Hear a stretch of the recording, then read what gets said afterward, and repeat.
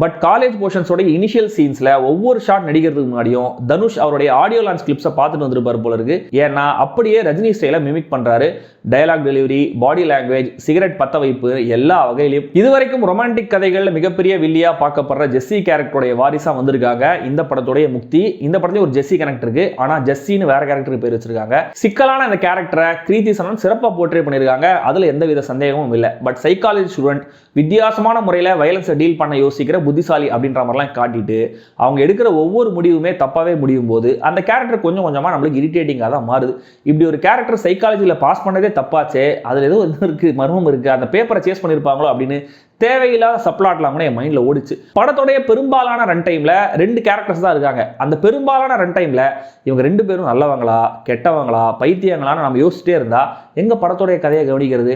அதனால தான் அந்த கதையை ரொம்ப சிம்பிளா கிளீஷேடா பிரசன்ட் பண்ணியிருக்காரு இயக்குனர் ஆனந்த் எல் ராய்.